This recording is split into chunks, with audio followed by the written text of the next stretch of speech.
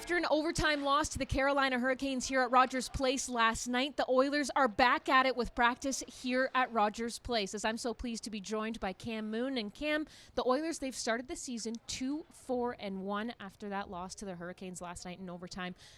And it's been the first 7 games, not necessarily the start that people thought that they would have, but at the same time, it still only has been 7 games. Yeah, I mean, to look at it glass half full, the team did have a lot of changes in the offseason. There's going to be an adjustment period. I think we're in the middle of that right now, and hopefully just about to come out the other side.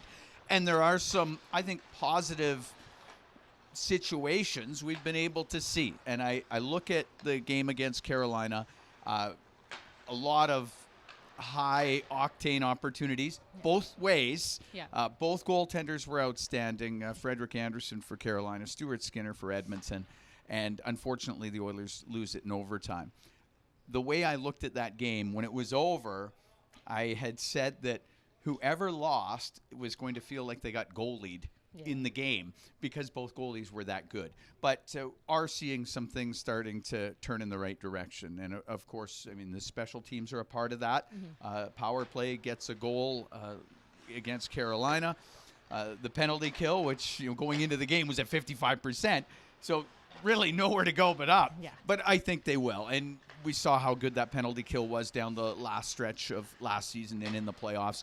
I expect that all to get righted at some point. So if you look at it and look at the power play improving, the penalty kill improving, which we both expect will happen sooner than later, and you get net minding like Stuart Skinner provided against Carolina, the Edmonton Oilers are going to win more games than they lose. Absolutely. Now, you mentioned the new faces that we've seen added throughout the summer, and I want to build on that because there is that little bit of a transition happening that we're seeing, and growing pains, if you will. So what is I don't know if we can predict a realistic expectation, but to start to see things fall into place, we've seen different line combinations, different D pairings as well, and to be able to see this team really ease into those new pairings, building that chemistry. I think we're seeing it right now.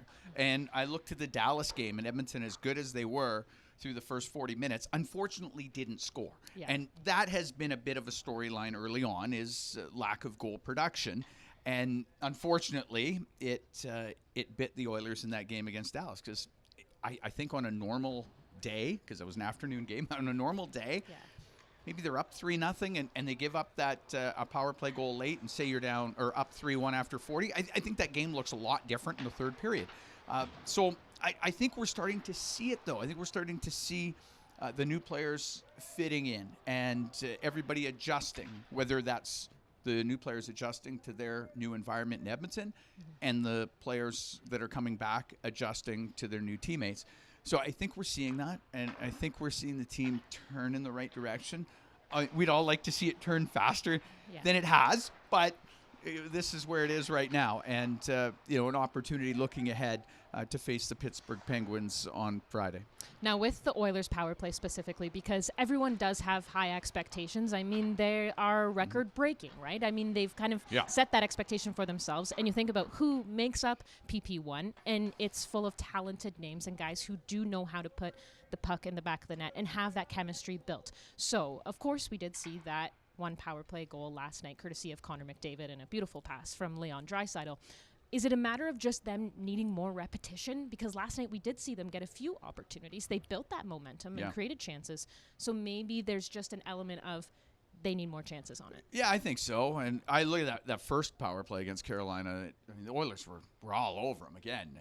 Frederik Andersen makes a bunch of big saves, but Edmonton was generating opportunities. I was talking with some NHL scouts before the game and talking about the Oiler power play, and they all indicated to me it's just a matter of time because you look at what they've done over the course of the last 4 years. It's been absolutely incredible. And I think with that talent and that ability to make up things as it goes with the man advantage to generate chances, it's just a matter of time.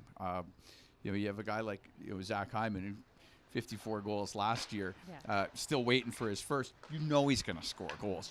That's going to happen. So, and I know for Zach that it's got to be a little frustrating, but just stay with it, and eventually these goals are going to come. And I think that's really the case with the power play as well. Well, there's lots to look forward to with the Oilers power play and Oilers hockey in general. And speaking of things to look forward to, well, Friday, the Pittsburgh Penguins are here. Sidney Crosby's in town. It's also Oilers Hall of Fame night, as we will see Randy Gregg as well as Craig McTavish, their names risen to the Oilers rafters in the Hall of Fame. We can't wait. We can't wait to see you. Enjoy the week, everybody, and we'll see you Friday.